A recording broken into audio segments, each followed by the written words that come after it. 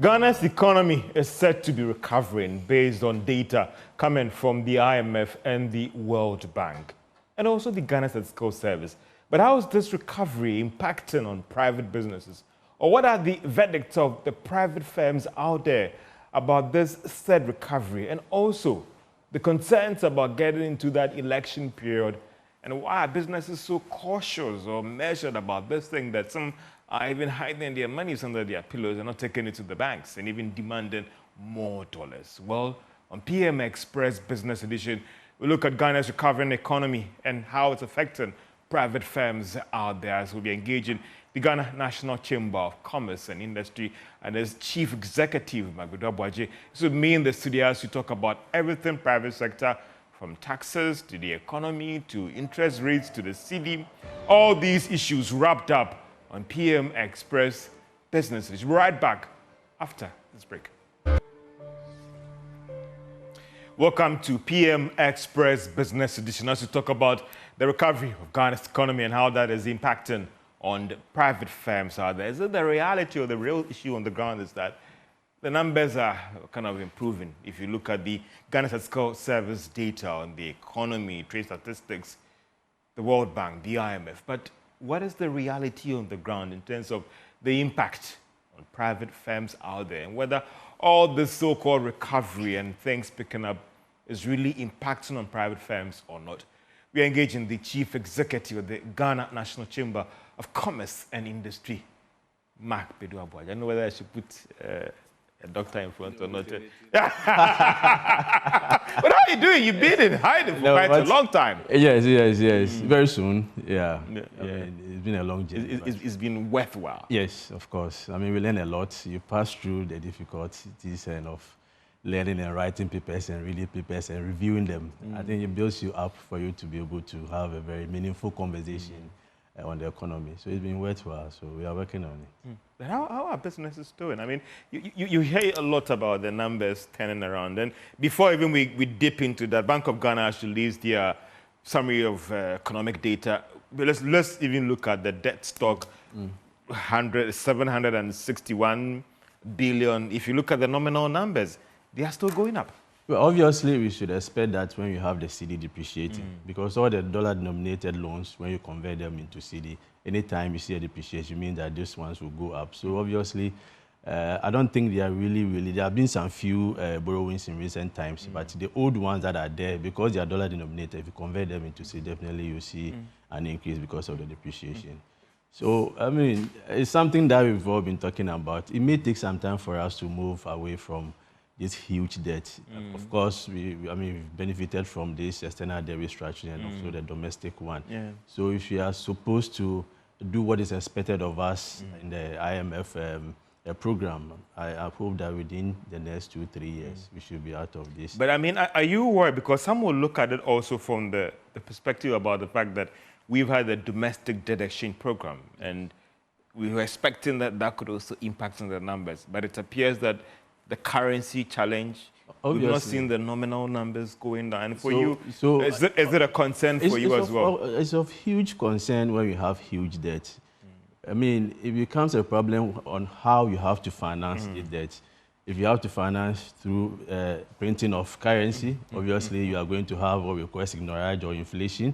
If you are borrowing more to finance your debt, obviously means that you're going to have the exchange rate crisis. So debt in itself is not bad, but it becomes an issue when you are not able to finance your debt. So the typical question we ask is, I mean, what project did we invest our debt in? If you borrow and you invest in a productive sector, obviously you'll be getting the revenue to be able to pay your debt. But mostly the debt, the external ones are dollar-denominated. The revenues that we generate here are in cedis, so we have to convert it into dollar. And if the cedi depreciates, you get a debt piling up. So it's not too good, looking at the fact that we've not been able to pay our debt. One of the main reasons why we went to IMF is the fact that our debt is not sustainable. But I think that we've made significant progress, and we need to build on that going forward. You mentioned the cedi effect as well. I mean, we're seeing some marginal stability. Those are the bank rates and then the forex bureau rates. What is the situation on the ground in terms of even getting access to these FX to do your business as well? For me, I think in spite of the stability, for me, which is quite minimal, the rate is still relatively high, looking at where we were and where we are now. 15, now it's 16. 80, 85 for the commercial banks. Yes. For the Forex Bureau, 16, 40, 45. Can you imagine if, just a year ago, the rate was about 10, and now you are doing 16.5 or 16.8. And if you have anything to do with the Forex, if you have borrowed in foreign currency, if you are importing and you have to pay in dollars, obviously you'll be affected. And most of the manufacturing companies import some of their raw materials in here, and we import a lot of product finished goods into our economy. So anytime the city depreciates, it will fit into vegetables from Vietnam. You can imagine that when we have a huge land around here, is it planting for food and jobs? Yeah, 1 and 2. 1 and 2 we're supposed to. 3 is coming soon. You have given us the leeway to be able to produce at least the basic things, basic food stuff that we import. But I think we need to do more. I personally find it difficult to understand why we are still importing a lot of food into this country, where we have the land. We have a whole strong Ministry of Agriculture. There are a lot of policies. We need to question these policies. If you are doing planting for food and jobs, where are the food? If you are still importing this huge quantity of food into our economy, and obviously to have impact on our currency. So it's not a good thing. The bit about the local currency as well, we look at the Bank of Ghana having a very strong reserve position as well. We've had domestic delegation program concluded. We are in the middle of negotiations, and all of that things being equal, 30th of September, we should have a deal with the Eurobond holders. But we've not seen the city recover strongly. And is that a concern for you, for private sector? We went so deep. We virtually depleted all our reserves. At a point in time, our reserves were almost, I think, 0.8 or something, which is less than a month or so. And now we are trying to build that reserve. So it will take some time. One of the conditions from IMF is for us to build our reserve. So they can't just use it to sterilize what is going on. Pumping the dollar into the economy. But I think they have managed it relatively well. It probably could have been worse if we had not done some of this prudent macroeconomic management that we have seen in recent times.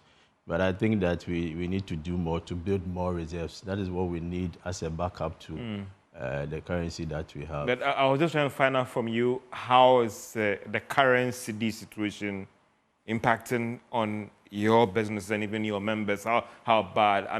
The perceived or relative stability, has it given you some comfort, or it is still a major struggle for you guys out there? It's a struggle, but I think one thing I've realized is that we've built in these expectations into our decision making. Oh, okay. Previously, this will come as a surprise to you, so you may not have any option of even mitigating some of this risk. But now you know that the city is not so stable. So whenever you are taking a decision in terms of your pricing, you need to factor in some of these things. In fact, had it not been the depreciation, I am hopeful that the inflation would have even dropped faster than what we have. Yeah. But because of the risk coming from the depreciation of the CD and also the utility tariffs going up, also building up the inflation. So now that is why the moment when you hear that IMF is bringing in money, you see that the depreciation, the city will appreciate. Now we have, as a rational consumers and business owners, we have built in that expectation. So that what we call information effect is not actually impacting on the currency now.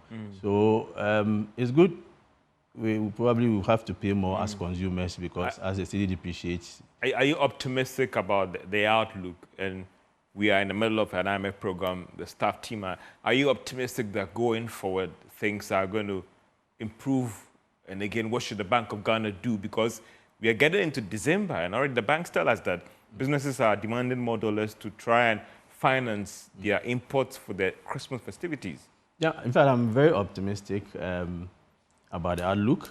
But obviously, around December, because we import a lot of things for the festivities, the demand for the dollar will go up. I know the Bank of Ghana is aware, because it's not new. It's an annual thing that happens. So they need to find a way to increase the supply of the dollar. So anytime there is a demand for it, it may affect the currency a bit going to the December, because the demand obviously may outstrip the supply, and the cedi may depreciate further. But do you think that we have seen the worst, where we are at a point in time we got more than even 20%, or you feel that we'll have the blips, but at least the outlook is fairly stable? Yes, I think we will be hovering around between 15 to 18. That overshooting, what we call overshooting, sometimes it goes up and it has to come back to its original position, or what we call the economic position. So they go up because of a number of reasons. You know, there is a very complex thing, exchange rate. I mean, if you look at what goes into the determination of exchange rate, even the increase in your money supply can also cause exchange rate effect. How you use your reserve can also cause the inflation. I mean, if you look at the purchasing power parity measure of exchange rate. So it's a very complex thing, but I think that we have managed it relatively well. I don't expect that we'll go beyond the 20s as we saw some years back. We'll be around the current figure that we have. And is that informed on certain prudent things being done, or maybe it's typically an obey the wind issue here, or scenarios here? I think it's a combination of things. I mean, the IMF coming in for me is a positive sign. And I think the central bank has also done relatively well in terms of managing the exchange rate. So businesses now are also finding ways to be able to survive under these circumstances. So some of them are now also resorting to using local raw materials instead of importing, and that obviously will reduce the pressure on the dollar. So it's a combination of factors that really brought us to this level. We are having a third review. The team is here. The indications are clear that we are going to pass this review for the next tranche of $360 million to come in December. Again, has private firms priced in this impact already, that we don't expect this thing to do anything to the economy and the local currency? Or this time round, that news of us passing the review could turn things around a little bit for us? I don't think in terms of numbers it's going to change anything significantly. We have received about 1.6 billion already. And I mean, if it's anything to go by, then we expect that the cedi depreciation would have gone down, but it's still going up. So what we have benefited from is obviously the confidence in the economy. We've seen some stability in the economy. For us, it's good. If you are able to predict as a business person, it helps you. So that stability and the confidence after the debt restructuring, both the domestic and external, has brought some confidence into the economy. That is good, but I don't think that the money that is coming in will have any significant impact on the local currency. I don't think so. It's about 300 and something. $60 million here. I mean, one company can just wipe this out. So. Or you yourself. Not myself, but you know, the demand is so huge. What is full? I engaged some of the banks, and they were talking about, they are restocking December. What is this real demand? What is influencing this demand from businesses that they need dollars so much? For what? You see, it's the structure of our economy. And because of the two of us, our taste for foreign goods. So we are almost always importing into the country. And importing vegetable products from Vietnam. Almost everything. I mean, I got surprised when I read through the Ghana Fiscal Service data that vegetable products is mainly coming from Vietnam and Canada. Yes. And you cannot import with a cedi.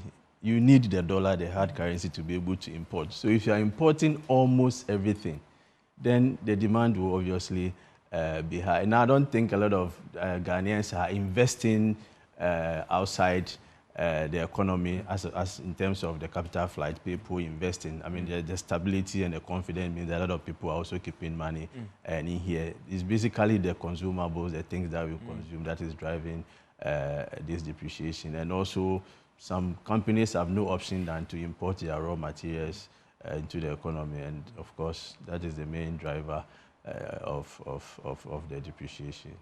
Let's stretch back in terms of still on the Bank of Ghana data, that is the summary of economic and financial data. And our exports, I mean, again, I stand to be educated and corrected, but if I look at the nominal numbers, ending, is it August this year, $1.29 billion.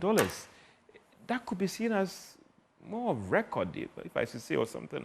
Or see, these are record numbers. We have recorded trade surplus consistently. As to whether the hard currency comes to Ghana is something that we need to. You think it's not coming? I have my own.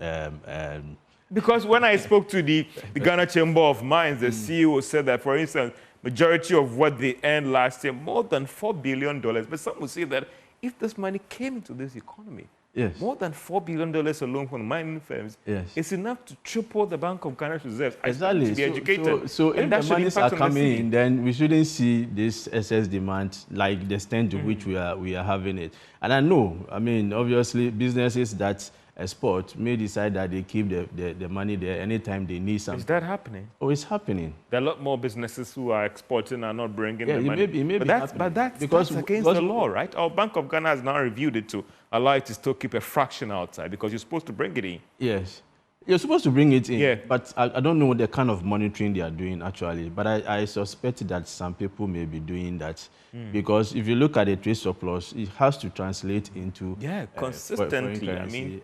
consistently, you'll be recording... more than 4 quarters or so. Exactly. So, maybe they need to monitor very well and ensure that those money... Again, these numbers dovetails into the argument about the recovery of the economy. And I mean, what do you make of some of these reports and data? And this is not from maybe a Kwabena Mensah who is reporting for maybe a local station. I say that, oh, you doubt it. These are the supposed to be credible, or these are the credible institutions, from the Ghana Statistical Service to the Bank of Ghana. Do these data matter? I mean, if I look at the export numbers, it should give me comfort that we are recording surplus and what the impact will mean for our financial accounts and all those things. For you at businesses and private firms, when you sit outside there and you look at these numbers, this is just the numbers that have come in. First, even with these export numbers, do they give you some comfort that builds into the business confidence that indeed the argument that the economy is recovering is indeed recovering? You look at the GDP data as well, and you see the growth in second quarter, and even the expansion of industry, manufacturing firms as well. Or some will say that really... No, but the data is key. I think we cannot manage our economy without data. And it's important that we trust what the central bank and also the statistical service are churning out as data for our economic performance. You cannot doubt it. Otherwise, it will be detrimental to all of us. But of course, some of us may have a bit of that when you look at the number, what you are expecting to come in and what is not coming. Especially for the export earnings. You think that export earnings, we are not seeing those numbers coming, because if they are really coming in, we should feel that impact on the broader economy. In my opinion, if they are coming in, that the impact should be felt. I mean, the Bank of Ghana reserve should be going up. I don't know. I mean, probably we need to interrogate that those numbers further and see where they are. Obviously, maybe we'll do that with the central bank to educate us on whether. I because think the last time we were doing more than $6 billion. Constantly having trade surplus. It means that you are doing very well. I mean, one of the complaints we have made is that we export more, we import more, and if you import more than we are exporting, then there should be a deficit. So if you are having a surplus, it's a good thing to all of us. But as to whether the hard currency, the dollar, is coming, or our demand probably may be far outweigh the kind of reserve that we need to drive the economy. But I'm saying that for you, when you hear these numbers, when you see these numbers, does it give you some comfort? And how it feeds into the whole argument about the business confidence? Because now you have hard data to back your fears, if I can use that expression, or hard data to say that, oh, okay, if these numbers are true, then indeed we are indeed seeing those signs of recovery. You see, when you have these dollars coming in, it's supposed to have a positive impact on the exchange rate. Because the basic definition is that we are demanding more than what we have available. So if the monies are coming in, then at least there should be some stability, or the cedi should show up some strong signs against the major trading Once we are not seeing that, then we can question it. But of course, it gives us hope that at least something positive. If we were to be a deficit, then probably there would have been a worse situation. And I'm trying to do some quick calculation of BOG, gross international reserves. Same period in the August last year was somewhere around $5 billion. Okay. Now, ending August this year, it's $7.5 billion. Okay, so probably we have exceeded the 3 months import cover. Import cover that we needed. Maybe they are in there. It's about time they pump. You look at the reserve position of the Bank of Ghana. Yes. And the IMF has even said that we have built more reserve than you're supposed to build under the program. And that they should even increase their support for the market. Are you feeling the impact of a strong reserve position on the market when it comes to the local currency and everything, and supporting and backing the city? Because if your gross reserves are this amount, some are still saying that they are not feeling the impact of this position on them. And I think we have gotten there, and the CD is... That's 3.4. The data is in 3.4. Yeah. And even if you do the net reserve position, we are doing somewhere around $4.9 billion. You see, as managers of economy, sometimes they want to have a very comfortable position. I mean, if you say 3, it doesn't mean that you should put it at 3. And whenever there is a shock, probably they are building up strong reserve for any possible rainy shocks. day. We'll soon start settling our debts. But then isn't this a typical example of, you know, doing susu, and you made so much money, but you're hungry. Your school uniform is torn, and your reserve, you have about maybe 50,000 Ghana cedis in your account, and you say, oh, you know, I know there will be famine next year, and I'm saving. You end up even not eating, and then you get cancer or get ulcer, and then you die. Shouldn't there be a trade-off that it is still a challenge? Obviously, there should be a trade-off, but I believe also that we need to get to a point where we are resilient enough. If they begin to pump up all this reserve into the economy, 7.5, 3.4 months of import cover. At least we need stability of the CD. So if there is a need for them, at least you need to have a trade-off and say that we want the CD to be around this level for businesses to be able to predict, also for the economy to perform as better as we do you see further appreciation, or you think that and I stand to again to be educated, where in this country where I've seen a strong appreciation, and when the cedi went up, it recovered strong. Do you see a 10 cedi to $1 anytime soon? No, I don't see that. No matter what happens? No, not. I mean, I think that the data from IMF and their projections all suggest that the outlook is good. Yes. If we turn around and be able to arrange a deal with these fellow creditors. 10 cedis will be extremely difficult.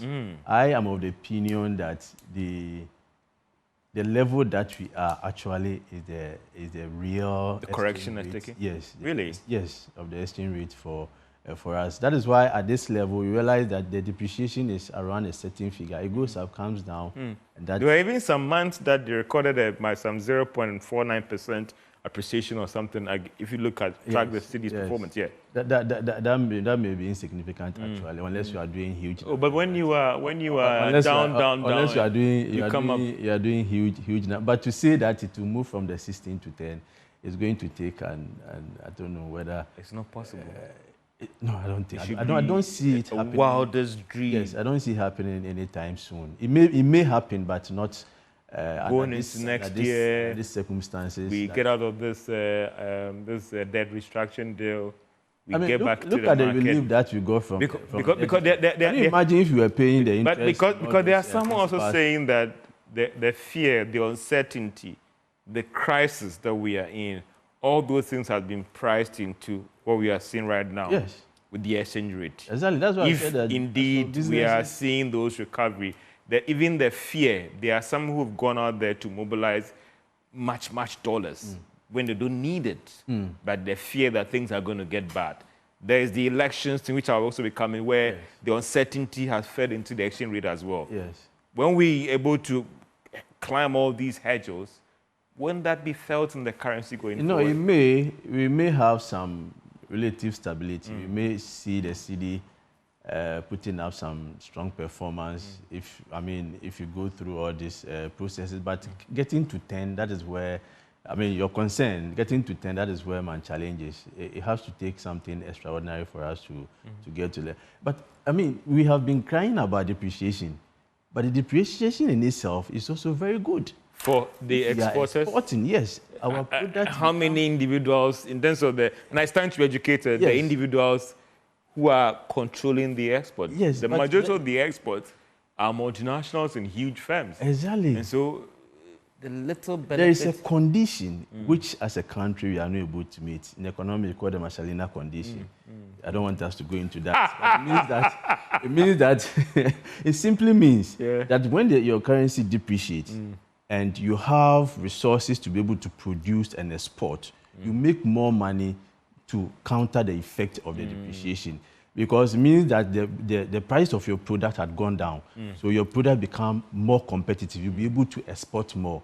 But if you are exporting the raw material that we have, where prices are determined by the external factors, prices are also dollar denominated. I mean, the gold is not CD price, it's dollar.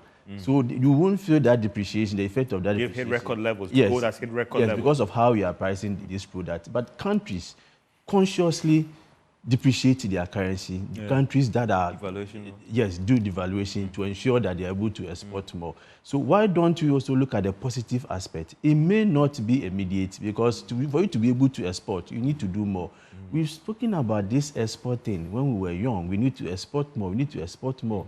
This is a long-term project, and it has to take the private sector to do that. We need to have a conscious policy about exporting. Identify products where we have competitive advantage. The small research that the recent data released by the Statistical Service, just export to Burkina Faso gives us a huge sums of dollars. And these are products that we have competitive advantage that we need to produce more. So when the cedi depreciates, it becomes competitive. They are able to buy more and are able to export more. Businesses will now expand and enjoy economies of scale, employ a lot of people. That is the only way we can expand the economy.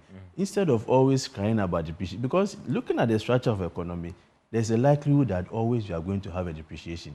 So why don't we take advantage of that in the future? Bank of Ghana, MPC, they finished their meeting today. Tomorrow, all other things being equal, they will announce a new policy rate, currently at 29%.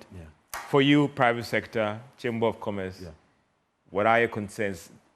There's so much around the justification now for the rates to come down, or you think nothing is going to happen? No, something should happen. With my understanding of monetary policy, anytime there is an inflation shock like what we had, the only option for the central bank, I mean, their core mandate price stability, is to increase the policy rate, which they have done.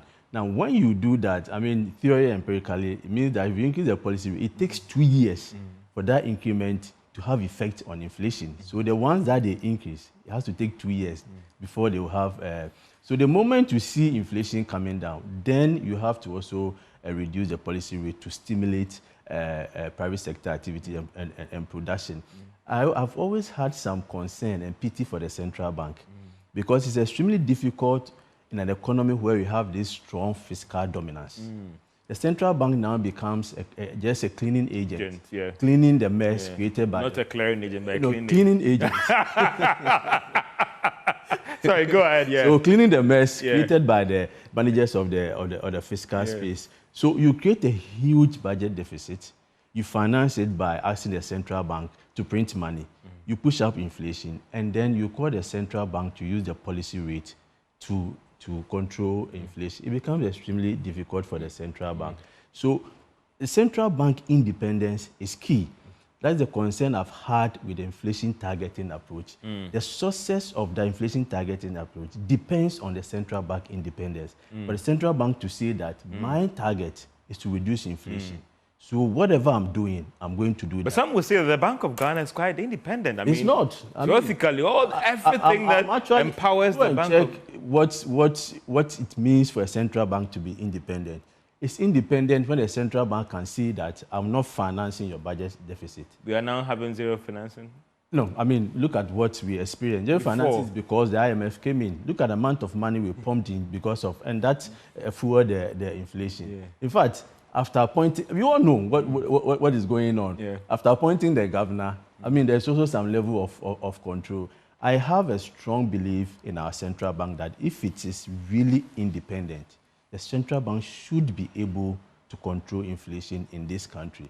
If the central bank can stand and see that I'm not financing under no circumstances, so the fiscal policy, the managers should know that you are not getting money from the central bank. So you need to work within your means. You don't overrun your budget and run to the central bank to say that the central bank should finance. Now, we've seen inflation coming down significantly from 54%, now it's 20.4 or so. It is about time that the central bank begins to stimulate private sector activity. And that can only be done when they reduce the policy rate. And that will translate, obviously, into a reduction in the lending rate. In fact, the high policy rate and lending rate is not also in the interest of the commercial bank. Banks are complaining. Yes, I mean, the MD of GCB Bank, Ofiado Marco, was the other time telling us that, listen, he wants to lend, but the high cost of credit become a challenge for him. Yes. And even how that also feeds into non-performing loans as well. In fact, there is an inverse relationship between the probability of paying and the rate of interest. Now, when interest rates are very high, then the interest rate refuses to be the clearing price for both demand and supply of credit. So what the central bank would do, the commercial bank would do, is looking at somebody who will be able to pay for the money that they are giving to that person. And that person, because of the high interest rate, will have to invest in a risky venture of which there is a high probability of that business not succeeding. So they will come and borrow, hoping that they are going to invest in a venture which is high risky, because the higher the risk, the higher the reward, and they will make a lot of money to be able to pay. They go in there and they are not able to make that money, so they will not be able to pay. So people are not paying the loan, not because they don't want to pay, because they are also not making enough revenue to be able to pay the loan. So higher interest rate is not in the interest of even the consumers, the banks, and also the businesses. So the central bank, now that we've seen, they have done well. I mean, when we talk about this, people are talking about the second round effect. But we've seen a lot of the second round effect now. Inflation has come down. So now the onus is on the central bank to reduce the policy rate. Tomorrow, I guess they are announcing tomorrow. I'm not expecting a less than 2% reduction in the policy rate. If we really want to control inflation, the monetary effect for which reason they have increased the policy rate has already, for me, has been covered. The kind of inflation we have now is largely of the supply side and the higher cost of production. Check the PPI, the Producer Price Index, released by the Ghana Statistical Service recently. It has jumped from, I think, 29% to 33.2%. And check industry, it's about 44-point-something%. If you want businesses to produce, their cost of production is constantly going up. We will not expect inflation to go down because they will factor in this high cost of production into their prices, and inflation will definitely go up. Obviously, the effect of the depreciation of the local currency. Utility tariffs is also going up.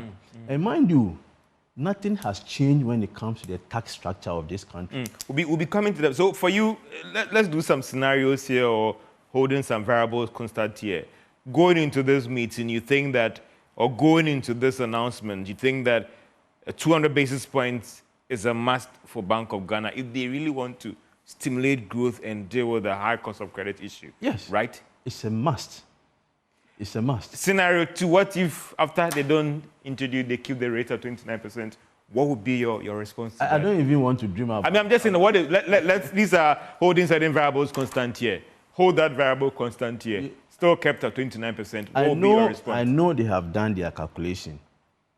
I know. In fact, they're worried about elections, they're worried about inflation, whether they will be able to meet their end-of-year targets, the implications on the IMF program, and all those things as well. The implications, I think we need to look at the implications of this high policy rate and interest rate on the economy. I think, for me, we have not done a good assessment of that, particularly with regard to the impact on businesses.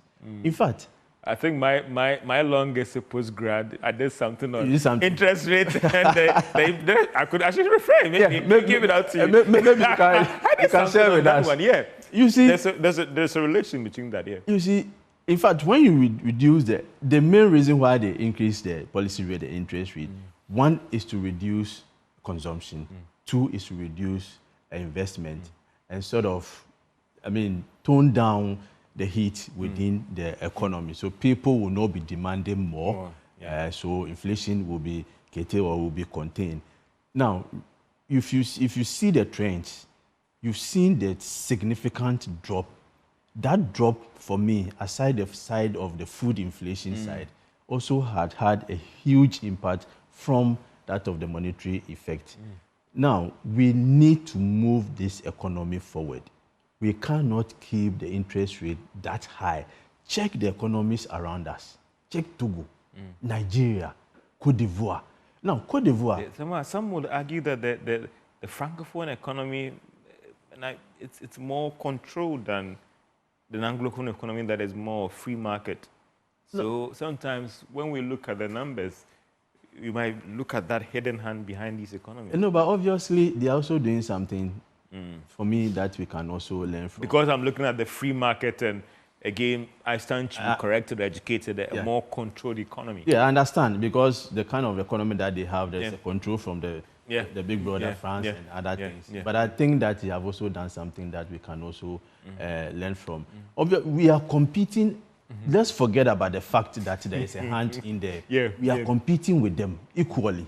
If you take the after, if you look at the policy or the protocol, there is nowhere stated that Cote d'Ivoire is being controlled. So Cote d'Ivoire should have a special case, or Togo or other thing. We are all competing the same level in Africa.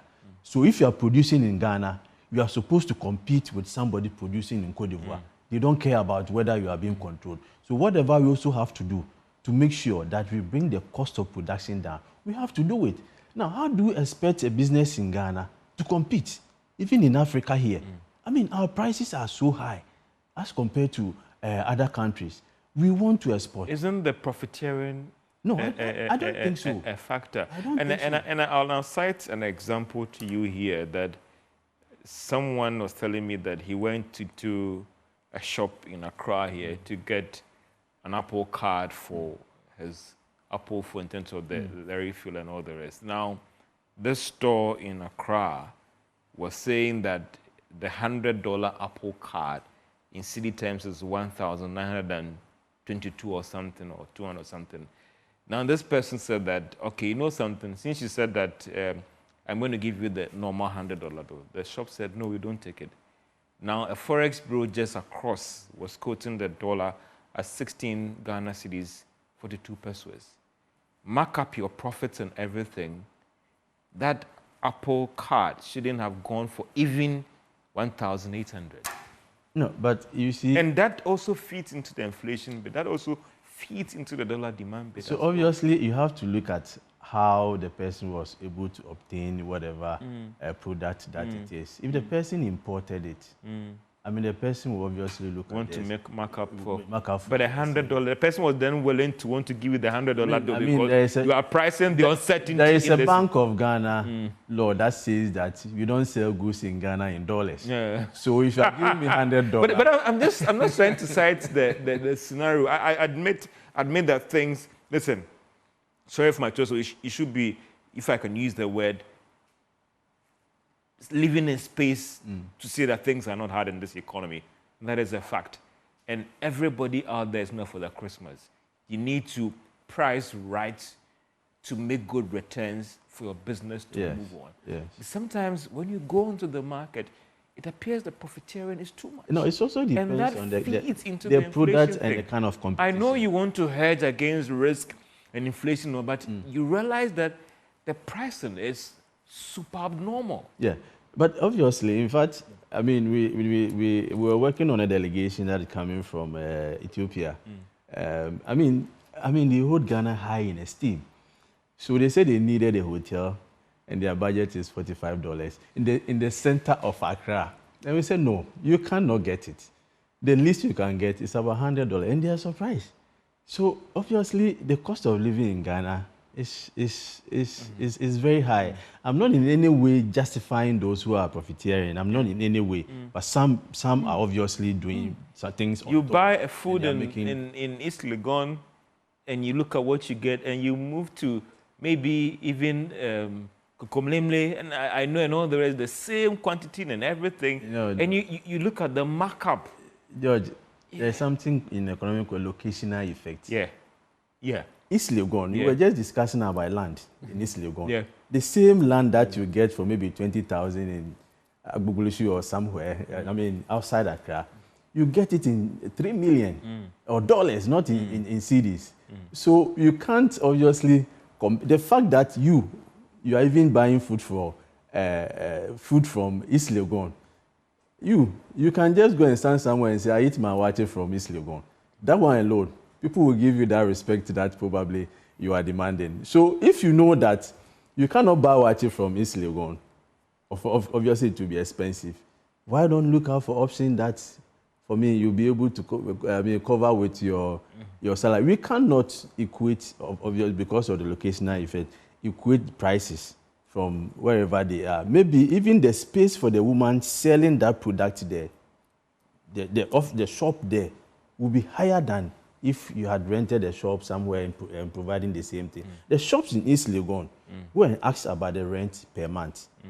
So that's whoever is selling there will now factor this cost into his product. Buy something from a boutique in East Legon, the same jeans, the same suit, whatever, somewhere, it will be relatively cheaper. Even if you buy from a boutique, and also those that are, you can even get a high quality suit from somebody not in a boutique, and you will be paying more. So the location also counts. But obviously, I think that some are also taking advantage of the situation to make unnecessary profit, and that's also fueling the inflation. Of course, probably we don't have proper consumer protection laws to say that if you see something like this, you can report to this institution. They can go and check and say that the prices that you are charging is way above normal, and probably some legal action can be taken against such an individual, such a company. I think we need to look at our consumer protection laws and see how. Mr. Baji, when we come back again, just to get your thoughts on this whole green thing, sustainable business principles, galamsey, and also I understand you're doing something to reward businesses who are doing something in this way. I'll be getting your thought about taxes as well, interest rates as well, and even the outlook for the economy going forward. This is PM Express Business Research. I engaged the Chief Executive of the Ghana National Chamber of Commerce and Industry to talk about the economy and private sector. We'll be right back after this break. Welcome back to PM Express Business Edition as we talk about the economy and private sector. The argument that indeed we are seeing signs of recovery, and how is that impacting on private firms in the country? We are engaging the Chief Executive of the Ghana National Chamber of Commerce and Industry, Magbedu Abuaji, to get his thoughts on how all these numbers and whether indeed it's impacting on them or not. I mean, let's talk about the taxes argument. And I see you guys complain about it before we do taxes as well. Cost of credit, we've tackled policy rate. It is still a major concern for businesses out there. And why is it that I've seen the NPOs way high? Why is all this good data not impacting on cost of credit? The policy rate? No, but the policy rate is still high. I mean, probably as we are talking about, if they are able to reduce it on, let's say, tomorrow, then we are likely to have the commercial banks also responding and bringing down their lending rate. So the data, I think... Is it more of the cost, or even some would say, I once engaged a big firm and he was complaining about access to credit? Yes. So I'm surprised that it's a concern for well-established firms where your members are coming from. In fact, it's a double effect. The cost is high, and also access is also difficult. Is it because access to cheap credit rather, or low credit? You see, the reason why the banks, Some of them are well-resourced. The reason why they are also not giving out the money, they are also being careful. Now, you give the money to businesses, and they are not able to pay, not because they are criminal, but because the interest rate is high, so they are not able to pay. It is for that reason that most of the banks are now giving money to government, treasury bills. So look at the amount of money that government borrows through the treasury bill. Can you imagine if you are giving this money and making them available to businesses to expand? And they will pay back. And they will pay back, obviously, because at a lower interest. When you look at the NPLs, you are not convinced. No, but there are some like Dr. Richmond Etwahine who also thinks that we shouldn't blame these businesses because the inverse or the other side is that these businesses have undertaken government projects, they've been self-provided for government, and government has failed to pay them. And that is where the problem is coming from. It's a complex situation. Yeah. Imagine a contractor who has gone for a loan, millions of cedis. The person had finished the job, government will have to pay, and now government is delaying. How do you expect? So the backstop's with government, some will say. The backstop is, don't blame these private firms. Government is not being prudent in meeting its obligations to these firms. Give them the money, I'm sure that they want to be credit-worthy. They want to find themselves in a position where if I need resources to expand, I can run into a bank and the bank will say, come, because the money you took from us, you have been able to pay. Now, you don't have the money, you have done the work, government hasn't paid you, where do you get the money to pay?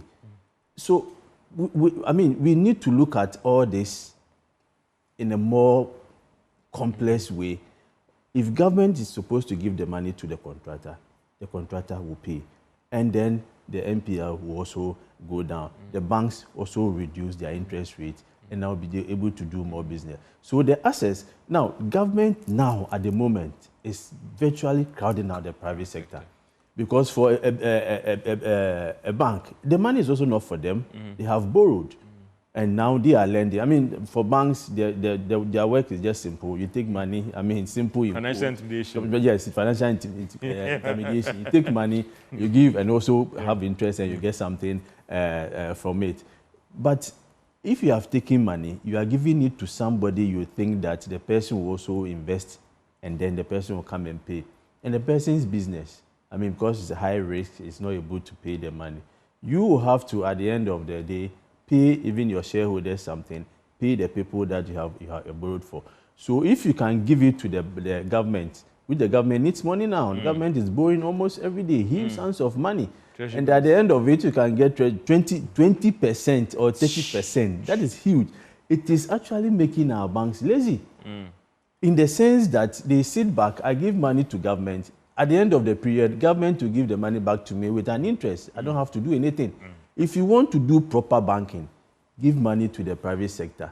You need to assess the private sector, their profile, their credit worthiness. You look at their projects, you look at the viability. Would they be able to pay? That's where you do proper risk analysis and ensure that you give the money, you follow up, you monitor, and you get your money back.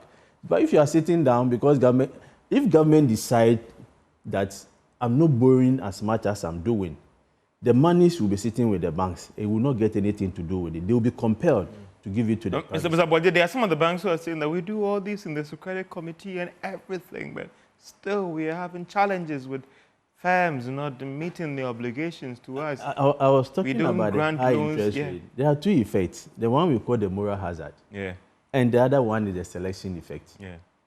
Because you also want your money, you are looking for somebody who can pay. The person will come and present himself very well, will give you a project that looks highly viable. You look at the numbers and you say this project is very good, but it's a high-risk project.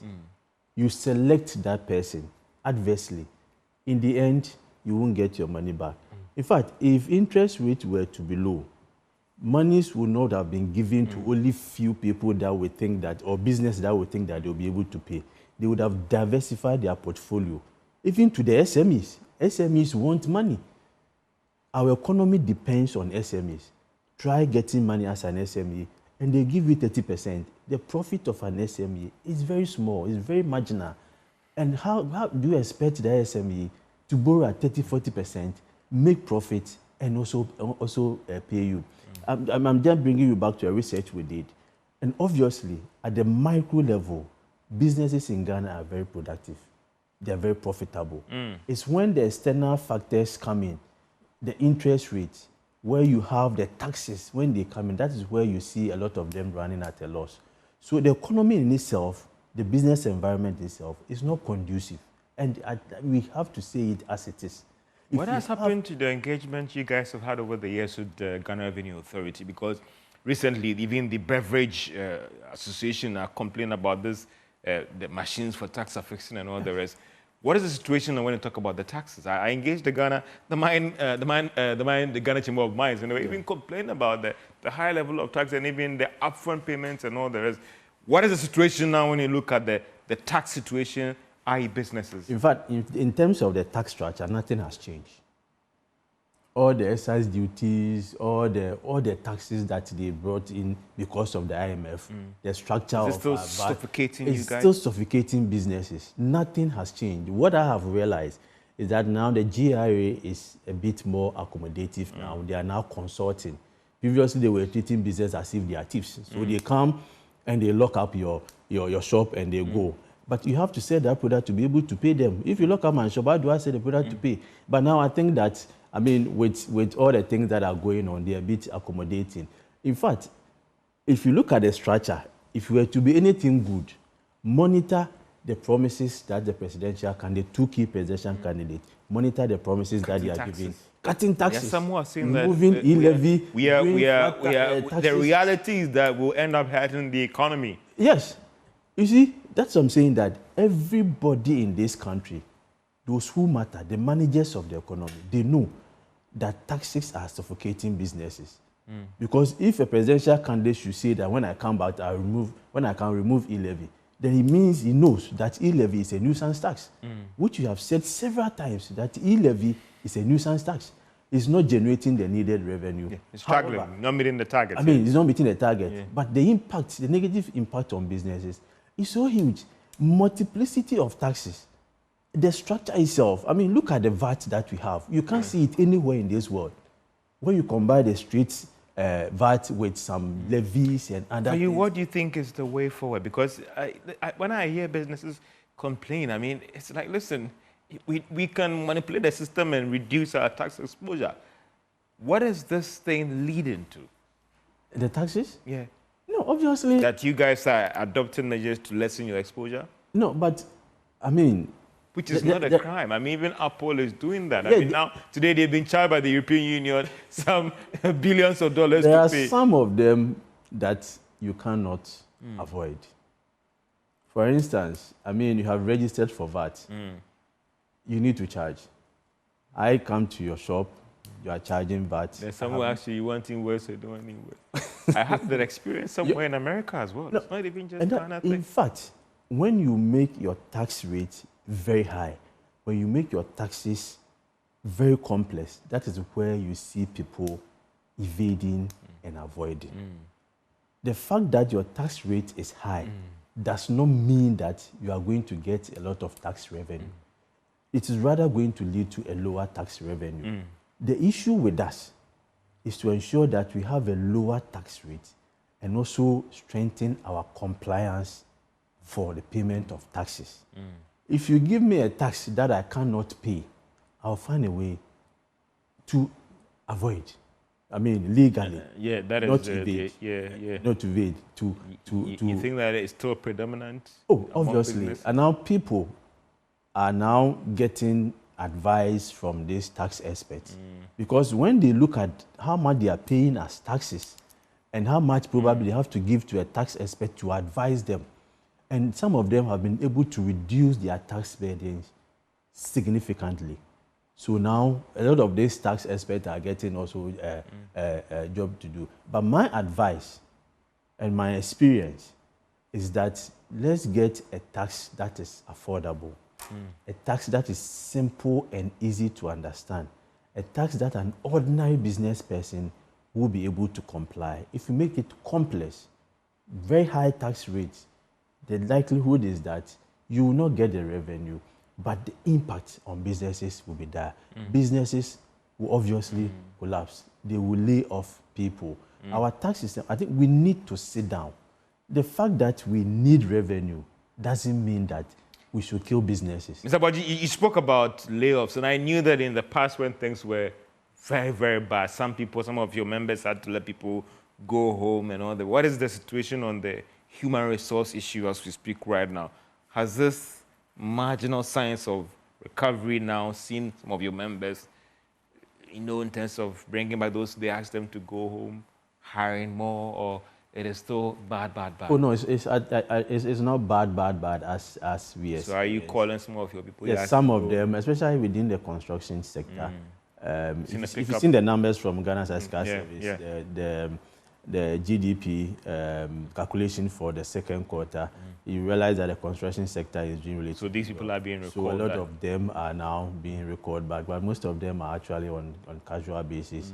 So I mean, it's improving. The manufacturing firms as well. Oh, obviously. Yeah. I mean, when you are expanding, you need hands to be able to work with, and if they are there, people already have the experience. It's just the unfortunate situation that businesses were not doing well, so we were asked to go, and I mean, for a while, some of them are calling them back, and that is what we are all hoping for. And in fact, the current trend should be sustained and continue. Exactly.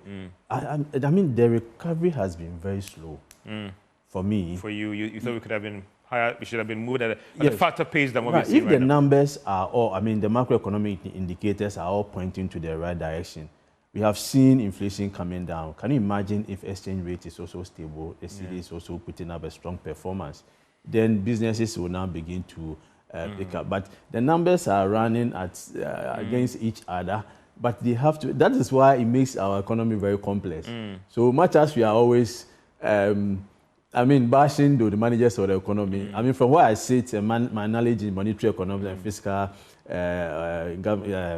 policies, I think that in a way they are also doing well. Quick one on fiscal prudence and then the elections as well, and how our businesses respond, because it appears that there's a major concern for your members and private firms. Even at a point in time, we realized that uncertainty was feeding into the dollar demand and all the rest. Fiscal prudence in an election season, what are your concerns? In fact, one of the downside risks that was identified by the IMF, even in their report, is the fact that in every election year, we overrun our budget. Huge budget deficit. And that has to be financed. The issue is not the deficit, the issue is how we finance it. I'm praying that looking at where we have been, looking at the difficulty, the challenges, looking at how we have put Ghanaians into this difficult moment. Domestic debt exchange, no haircut, yes haircut, partial haircut, the standard, half-bull and all those things. This should serve as a strong never again to whoever is managing our economy. You think never again? Don't put Ghanaians under this stress again. Don't. People are dying. Can you imagine somebody's life saving invested in a bond with the knowledge that government is risk-free, and then for the first time anywhere in the schools where they taught that in those classrooms, exactly, in our lecture halls, in the lecture we hall. are questioning our now people are looking at the government with a very risky third eye. A third eye. I mean, don't anybody who is managing our economy should not put Ghanaians through this difficult moment. We have suffered a lot. In fact, when inflation goes up, those who are on variable income, they will not feel it. Those on fixed income, like those earning wages, those at the lower level of the ladder, who will just go and do some menial work and get something, they are the ones that are suffering, because the money that they have cannot buy the same basket of goods and services.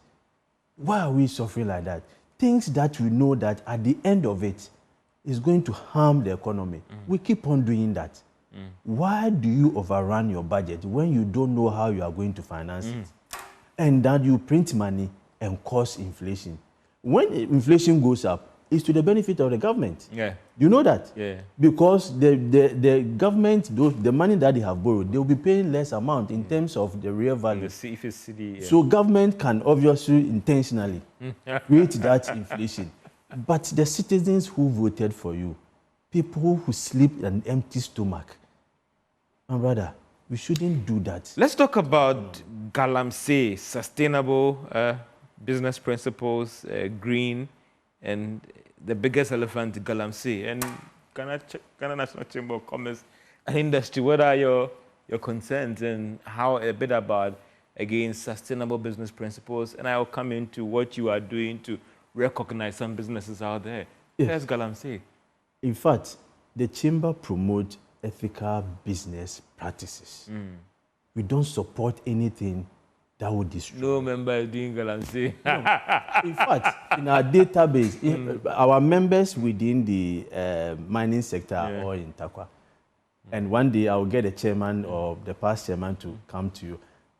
In fact, we ensure, we have had extensive discussion with them that, in fact, this economy, the only way out is to have a green economy, sustainable economy.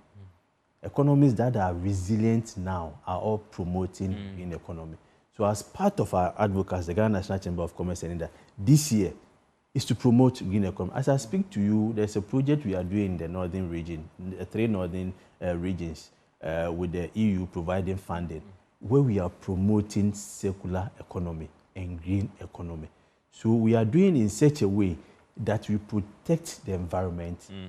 In fact, in our bid to generate our economic value, to feed ourselves, to get profit, we should not jeopardize the ability of future generations to also meet their needs. What would that be if at the moment we do Galamsey and then we destroy the land? We do manufacturing that is unsustainable and destroy our environment. What are we leaving for our future generation? If our forefathers, years back, had done Galamsey to destroy it, they wouldn't have even gotten a place to dig whatever they are digging. So there's nothing good about it. So we are promoting ethical business practices, that whatever you are doing, first, think about it, the impact on the economy. Once, in fact, so our awards, if I'm permitted to... Why not go ahead? Yes, our theme is adaptability and innovation in a green economy through collaboration. We know that we cannot do it alone. So we are collaborating with a number of institutions to promote green economy. So in one of the criteria we are looking out for is sustainability. So we look at your financials. You are making profit, but what is the impact of your activity on the environment? Are you generating more waste than you are supposed to do? If you are doing it, what are you doing to ensure that you don't negatively impact on the environment? We don't support Galamsey in any way. What we support is that you are doing your business that is sustainable and creating an economy that is resilient enough for the current generation and for the future. What are you also doing to the peer review to send or take a hard stance on this? Because some are saying that anybody who is doing this Galamsey is not operating on an island. There will be a commercial bank that they are passing their money through. There will be some formal structures that they are dealing with. They don't operate in, when they bring in those structures, it passes through the harbor, it passes through a firm, it passes through a service provider. What are you doing to discourage your members to take a strong stand that, listen, just like how it happens in the developed economies, don't have anything to do, even being a third party, to even allowing your banks to provide any financial cover for somebody who is into these things? This Galamsey issue, what we need is a strong leadership and our ability to punish those who are engaging it within the value chain. You don't go there and the small boys who are digging, the big people are there.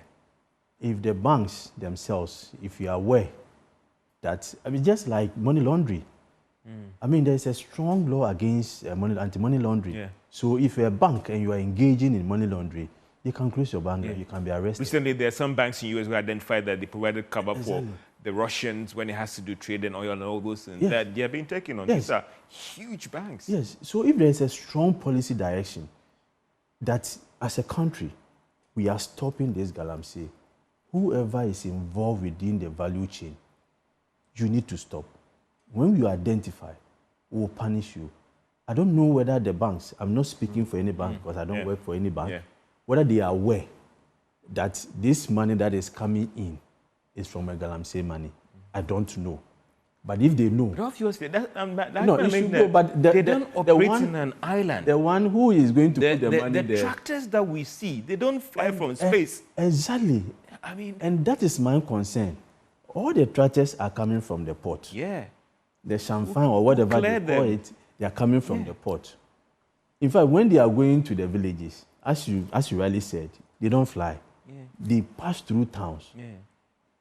Our opinion leaders, what are they doing? Have you compromised people? These are the questions that we need to ask. The debate is actually ongoing, and of course, we need to sustain it. In fact, we go and speak about it, and at a point in time, we stop and we go back to it. We have a president who said that he's putting his presidency online. Presidency online to stop Galamsey. If for nothing at all, I would have loved that at the end of the period of His Excellency, Galamsey would have stopped. That would have been a positive sign. That would be one of the biggest achievements of His Excellency. But the discussions going on, the conversation going on, it doesn't look like we have been able to stop Galamsey. We still have a long way to go. If you continue like this for the next 10 years, I mean, the rivers around, have you seen 10 years might be even too far. Yes. Maybe 2 years or even a year. Years for us to be able to bring back these water bodies that we have destroyed. So we don't have to. Can you imagine if you are importing water? You, the rich person living in this Legon, you will be able to import water. The man there was a video of a woman who produced acheke. Yeah. And he was using clean water from the river to do it. Now the water has turned into, I don't know how to describe it. She has no option, so now she has to apply a lot of chemicals. And do you know that the lady is importing the acheke out of this country? So people who are not even in this country are now suffering from the effect of Galamsey. The international community should be concerned about what is happening in this country. We all have to help in stopping this Galamsey. And obviously, people are also doing, once we stop them, we should create an alternative job for those people who are involved in Galamsey. And that comes back to stimulating private sector activity, helping businesses to grow. Government employs just 6% of the total labor force. The private sector, 94%. So anytime the private sector is not doing well, people have been laid off. They have to eat. Have you created alternative livelihood for them? They can't sleep in an empty stomach. So we can't just sack them and say that stop Galamsey, don't go there. But create a job for them. In fact, the agricultural sector provide a huge opportunity. This planting for food and jobs and all those things, if we plan it very well, we'll be able to solve. I mean, so for you, are you using your award tomorrow to, again, encourage people to be more green and sustainable? Yes. Just help me to understand. Yes, our award from the theme means that we are promoting green and sustainable economy. So for us, if you look at the criteria, we are not only looking at your financial performance, we are looking at the impact of your activities on the environment. If you realize that even if your profit is the highest of all, you have employed a huge number of people, but what you are doing is impacting negatively on the environment, we won't give you an award. So tomorrow you see the kind of people and businesses we are giving an award to. And our guest of honor is the Gamanche, Niteko Trudy Second. Is our guest of honor. And I mean, he is aligned to promoting green economy, sustainable businesses. And so in fact, we are expecting close to 500 businesses. Is it the first of this kind that the chamber is going this way to try and challenge people that you cannot operate in an environment where you are destroying the environment and expect that your business will be successful? No, in fact, for this award that the previous one had different themes, different, because every year or every period we look at what is happening and we start to promote certain agenda. Galamsey has pushed you guys to rethink. I mean, Galamsey, in fact, beyond Galamsey, other activities other land degradation, other activities are also impacting negatively on the environment. Even those who are manufacturing, the kind of smoke they're emitting and all those things. So some may have to, in a way, be educated, in a way, be encouraged, in a way, be informed that that is the impact of what you are doing on the environment. That is what we are doing. So the ones that we have been able to identify, we are helping them to go green. In 30 seconds, your final words. 30 seconds. My final word is that we have seen certain level of improving the economy. The recovery is slow. We are hoping that we can fast track the recovery so that businesses will do well. Bank of Ghana, tomorrow, should reduce the policy rate. And I'm encouraging the commercial banks to also reduce their... I know the chairman of the Monetary Policy Committee, Dr. Ernest Anderson, is watching us, and Dr. Wansampa. Indeed, this is PM Express Business Edition. Have a great day, and I know the debate will still go on in your homes and offices about how can we best turn around the economy to improve the fortunes of private firms out there. My name is Goerge Wiafe. Have a great day.